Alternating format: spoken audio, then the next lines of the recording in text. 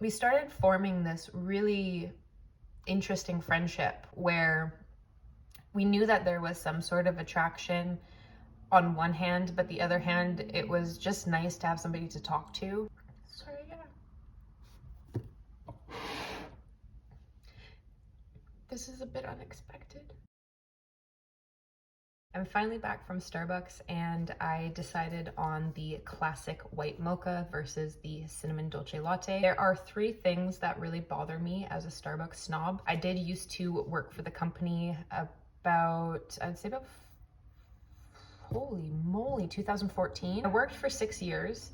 And that is how I actually met my husband. There's not a lot of personal content on this channel. I like to do a lot of beauty videos. I like to do a lot of vlogging, but I don't really talk about myself. I'm a new YouTuber. I don't have a lot of followers and it's just really not beneficial for me at this point. But I thought it would be really fun to do a how I met my husband video. And who doesn't like Starbucks? Three things that really drive me insane when I get my coffee is A, there's too much foam, B, the coffee, the espresso has expired, or C, it's not the proper temperature. It's usually lukewarm by the time I get it. Over the 6 years that I worked for Starbucks, I managed to come up with a way of aerating the milk so that the foam was really creamy. There wasn't a lot of really large bubbles. I even had a lot of customers that wanted bone dry, like cappuccinos. The difference between a cappuccino and a latte is a cappuccino is 50% milk and 50% foam.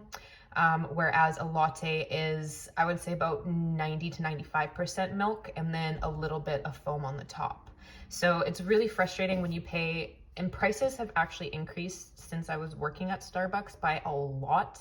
It used to, when I first started working for Starbucks, the price used to be like $4.50 or 54 cents for a grande. And now it's like reaching $7 with soy milk or almond milk. So since transitioning from regular milk to plant-based milk, that's, you know, a cost in itself. Those are my three major pet peeves. This one, thank you, shout out to the barista who did this for me. It's absolutely perfect. I would like a little bit less foam, but beggars can't be choosers. Anyway, so back into the reason why I wanted to film this video, the story behind how my husband and I met. I was living out in Mississauga at the time, and I was really good friends with a shift supervisor that was asked to manage a store where I live now.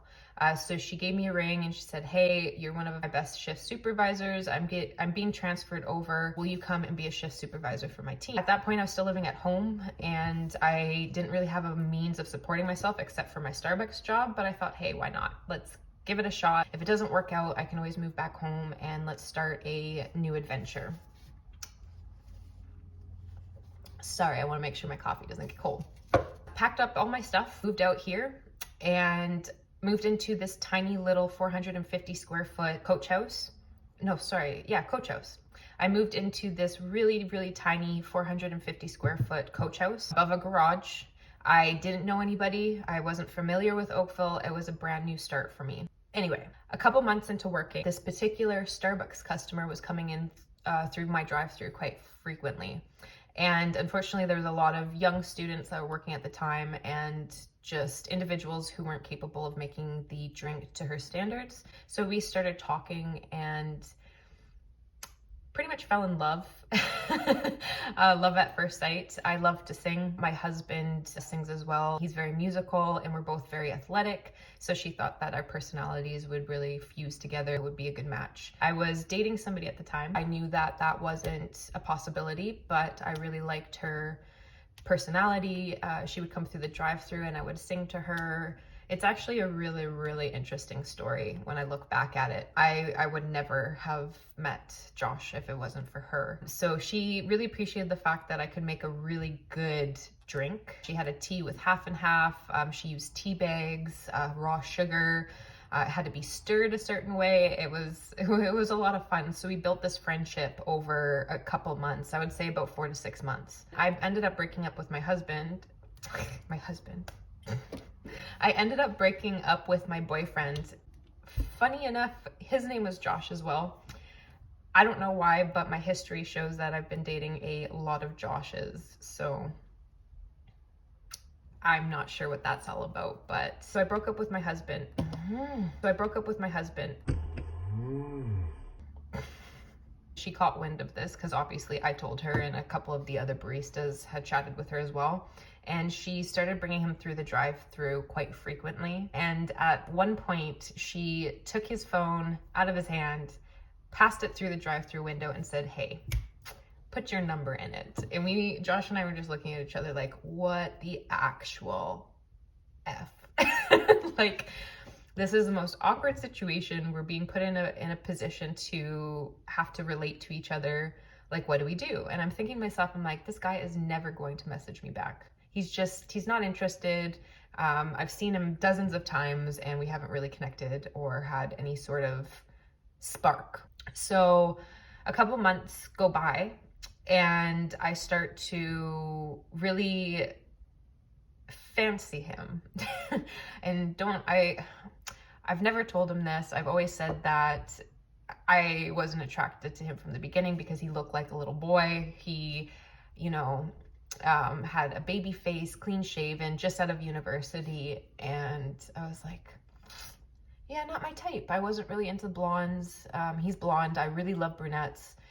And we just didn't click. Anyway, his interpretation of me was he thought that I was frumpy. And we still have an argument to this day, actually, when I come to think of it, what frumpy means. I think that it means like, I don't dress very nicely. I look very, unkept, not put together. He has his own, interpretation of what frumpy means, but that's what he thought of me. We started texting right after they came through the drive-through. He sent me a message. He was out golfing with one of his good friends at the time, and I replied. We just started chatting and found out that we had a lot in common. I started to get some feelings for him, and things kind of took off from there. He ended up living like 5 minutes away from the coach house. It was like literally a three-minute drive and under a 10-minute walk. It was crazy ridiculous. And he was at my house every single day, pretty much, moving in. Like, he would sleep there and then he would go to work in the mornings, which, thank you so much, babe. Honestly, giving up that half an hour of sleep was something really, really special. So I appreciated that a lot. We started forming this really interesting friendship where we knew that there was some sort of attraction on one hand, but the other hand, it was just nice to have somebody to talk to. Sorry, yeah. This is a bit unexpected. Sorry. Oh, frig. It was just really nice having somebody to talk to and somebody that was so similar to me in personality and hobbies and everything I was really looking for in a partner. And so this was Canada Day, actually, 2014. And that was the first day that we really hung out. And I need to tell this one little bit of the story where I was sitting in front of my coach house and with one of my friends that worked with me at the time. And Josh came by on his longboard in front of the coach house. And I was standing there, I was waving, and I'm like, that's him, that's totally him. I recognize him. But this guy just kept going. He looked at me, looked at my barking dog. Bella was chasing him down the road. It was so funny. Bella was like chasing him. I was waving at him and he didn't even recognize me. He had no idea it was even me at the time. So I get this phone call and he ended up being around the corner being like, hey, I'm here. Was that you? And I'm like, yeah, that was me. So he came over that day and he started hanging out with all of my friends from Starbucks. He lived really close, so we started hanging out on a regular basis. He pretty much moved into my coach house. And I guess our romance took off after that. I am incredibly grateful for the friendship that I had with his mom, first and foremost. She's a very special person in my life. I have been going through a lot, both physically and mentally, over the past few years, but Starbucks it's home. It makes me happy. It's a job that I absolutely loved. I'm a very bubbly, outgoing person. And so I feel like getting into hairstyling as a career has been really great because it reminds me a lot of Starbucks. It reminds me of these social interactions, having my favorite customers that would keep coming back, and just all of those things that really, really do make me happy. Anyway, I wanted to do a really quick little vlog today and then decided that it would be good to sit down and have a little bit of a more personal video on my channel just to get to know me. But yeah, that's how I met Josh.